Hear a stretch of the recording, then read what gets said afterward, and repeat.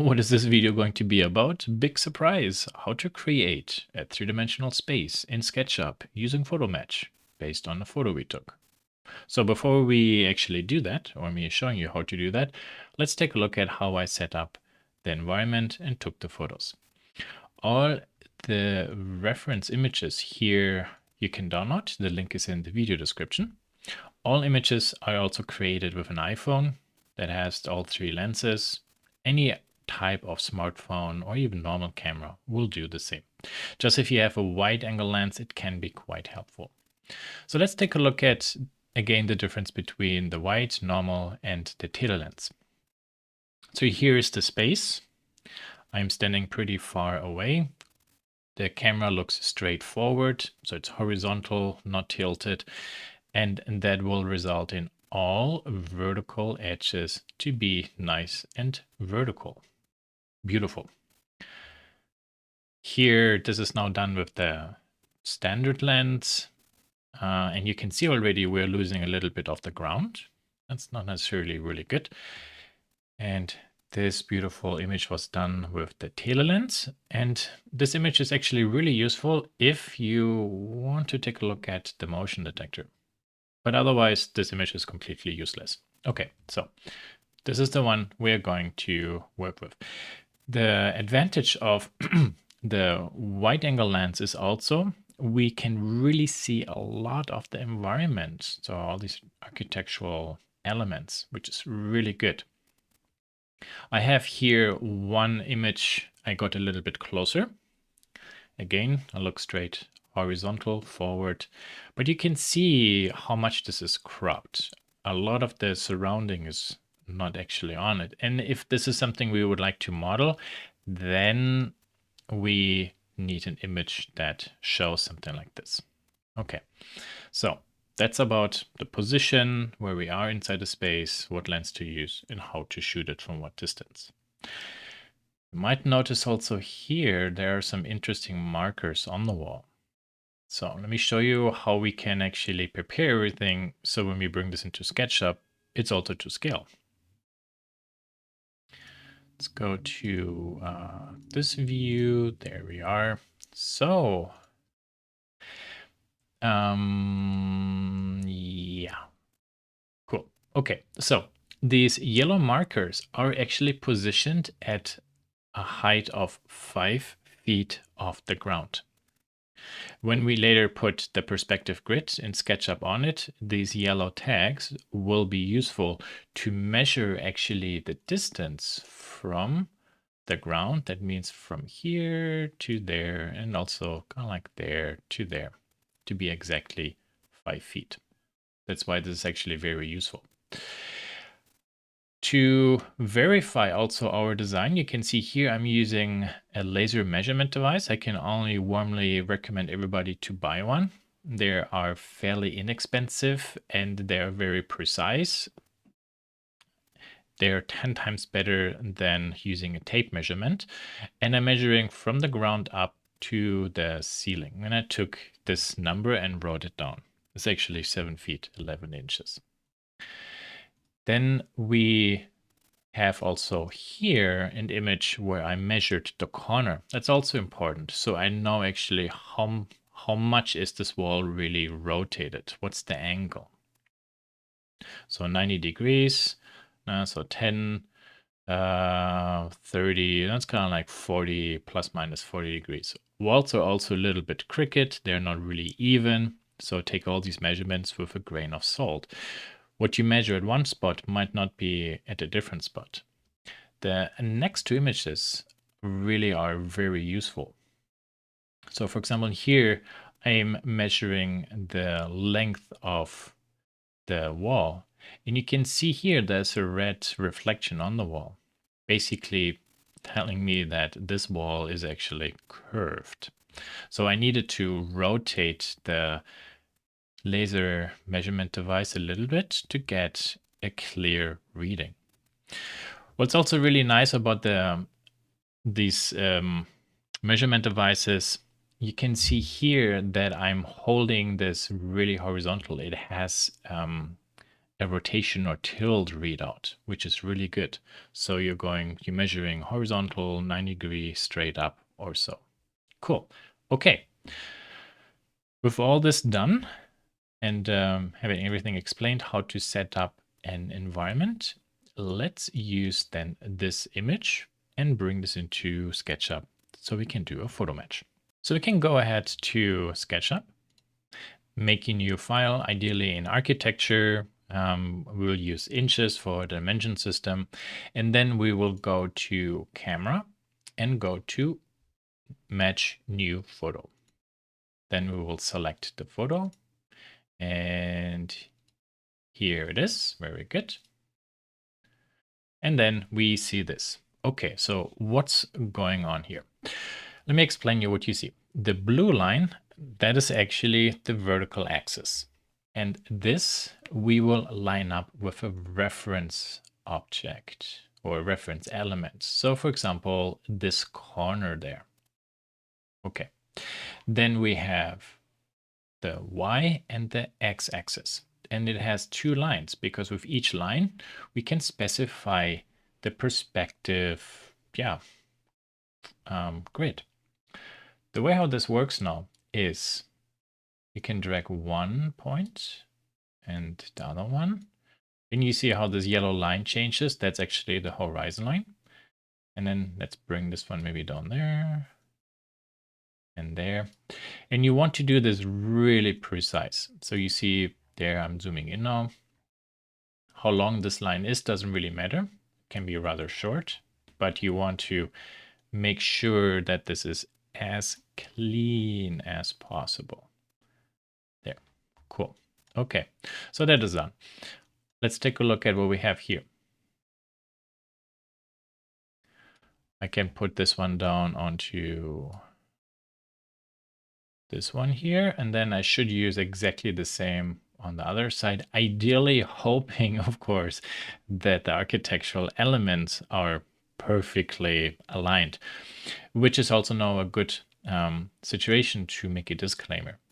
This process works really easy and fast to model something and get a good but rough estimate of the space. This is not precise to like a quarter inch more or less. No? So keep that in mind.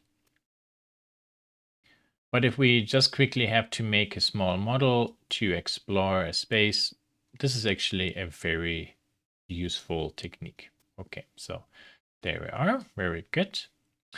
Yeah, what's wrong? You see actually this yellow line is kind of crooked and it's quite hilarious. I made a slightly mistake, but it's okay. I will keep this in this video so you understand how this works.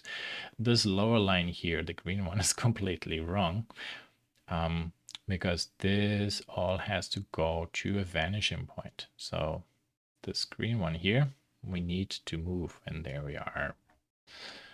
Wah, wah. Okay, cool. Also here, I tried to line this up really good. And there we can see now how actually the green line and the red line starts to really nicely line up with my stuff.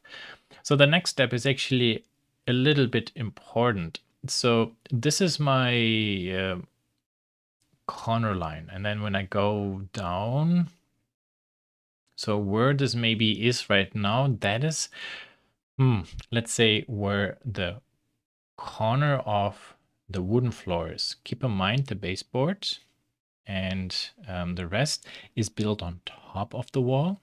So we can put the corner to there if we want, but then the wall corner is not really flush with the wall, but more, well, lined up with the baseboard, etc.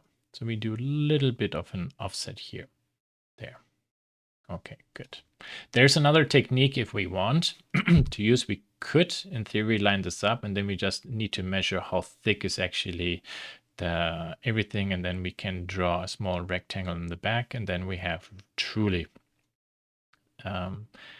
the correct position. But I will eyeball this here because again, this technique is not 100% correct, but it's pretty close. Okay, so is this all nice and good? There is a little bit of a rotation on the yellow line. And then see, is there maybe, do I need to maybe change this a little bit. Let's see, how is this blue line lining up in my photo? Actually, that is good. So that means when I took the photo, it was still a little bit rotated. But you see that this line really follows the corner actually of the photo. So this is good. Again, the yellow line, that is the horizon line, kind of like the eye level where the lens was, looking straight horizontal. And now we have the left and the right vanishing point. Perfect.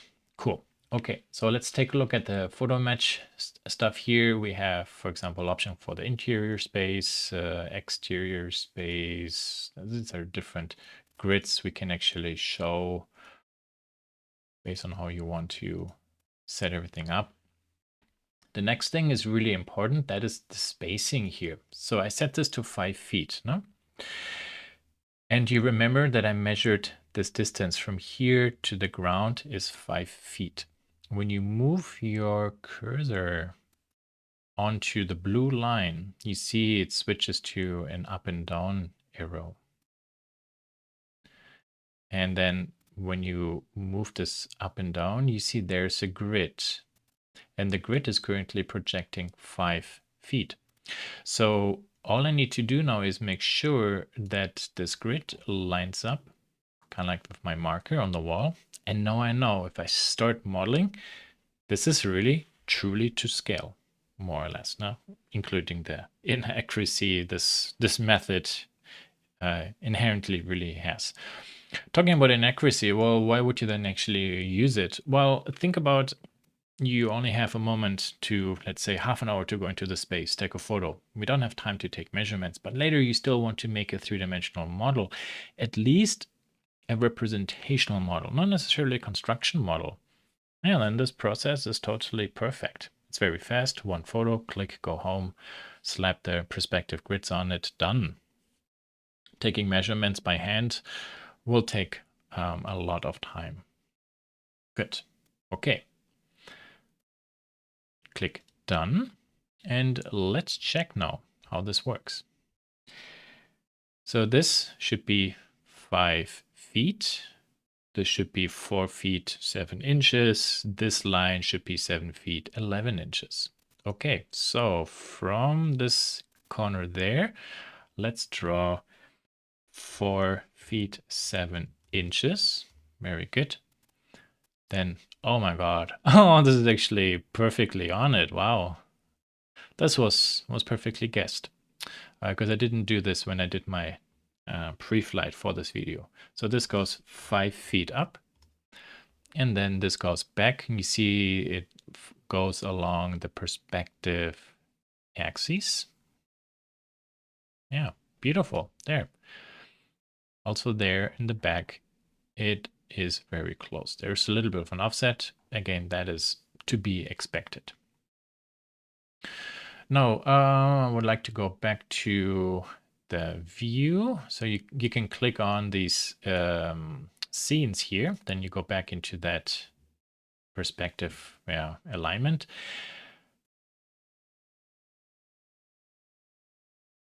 We can continue drawing this one up and then see how good is everything actually working. Okay, so very nice. Now this all seems to work pretty fantastic. Okay, good. Let's measure the height here. So from there to there, what do we have? 7 feet 11 inches and some more. Okay, it should be 7 feet 11 inches. So this is good. What is this? 5 feet. What's this? 4 feet 7 inches. So you see, beautiful. This works. Okay, that means we can delete all our grid lines because we, at this point, actually figured out that this space is, or the photo matching is good. Now we can go ahead and start quickly modeling the space. So here again, 4 feet 7 inches, this line. 4 feet 7 inches. Thank you. Then this goes up 7 feet 11 inches. I will bring this over to here and just click and leave it there. Very good. And maybe I will bring this up by 2 feet and then I bring this back. So you see how when I move my mouse, it finds actually the perspective lines. There we are, down. Very good. Yeah. Let's then actually, when I zoom out a little bit, I will go down to somewhere here. Now this is a little bit wider than the image, but that's okay. And I draw this line back to there. Okay, cool. This works. Actually, let me do it this way. I draw this line here a little bit further. So I'm just continuing this line. And then this end line here, there, I draw a line straight up and it should perfectly snap. It does. Okay, then let's remove this little bit extra. And now I go to here, start drawing this up, bring this over, and you see this is just working like a charm. I'm just blocking these elements out. I'm not trying to be very precise here. The point of this exercise is simply to show you how technology-wise this system actually works. It's not really complicated. You see here I'm blocking this further out. So let's say this line here is too low. We can actually, even along the perspective grid lines. So you see now I'm rotating this, but if I press the up arrow key, it really only goes up and down. And then this way I can select lines and move them very carefully along three-dimensional space, forward and backwards. So now this goes along the x-axis. See? I mean, this is actually really good. They solved modeling this or designing this tool really, really well.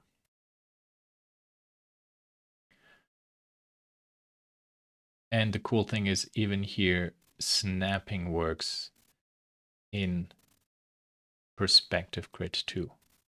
I mean, how cool is that? Okay, let's take a look. Now you see there's a space coming in. The main purpose of this exercise is not to build the whole space, but actually to understand how we can use this type of a technology or modeling to very, very quickly block a space out. Now, how do we do this rotated part? So let's see. There we can see this line is actually too short. So let's say, okay, we are there. Very good. And then I go straight up and look at there. Clonk, it finds even there this face. Pretty cool. And then if I go into this view now, I can, if I want, continue drawing everything.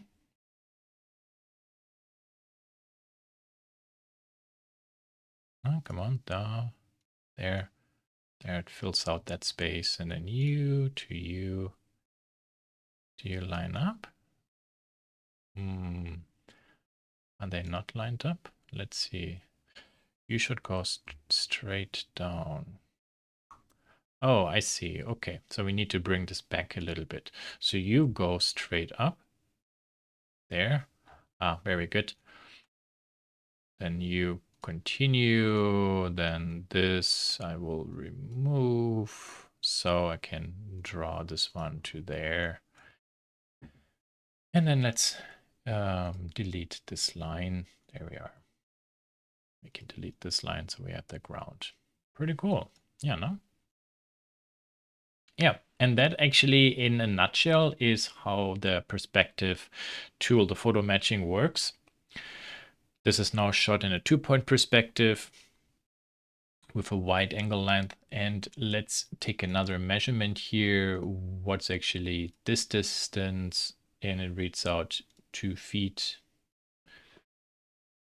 Let's do this maybe, let's go to here, there. So 2 feet 11, so nearly 3 feet. And that is really how wide actually this door is.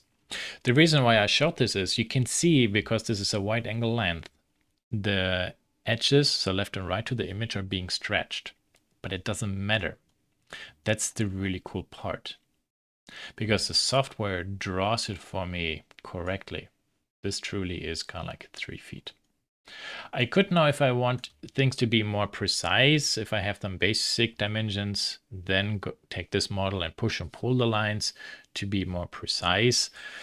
Or I can also work based on a plan view and elevation view to model something if I have those. Maybe sometimes you don't. And then you can see, doing this process of taking a good photo and then 3D modeling over it is actually extremely sufficient and very easy to do. So the last thing maybe to mention is, how do we get rid of actually the PhotoMatch if you don't want to have it anymore? You see that actually there's a button that's actually a scene. So let's go to Window and Scenes. There's a PhotoMatch, and if you click the minus, delete, woo, it's gone. Cool. And that's basically how we get rid of it. You don't need it anymore. Okay, that's it.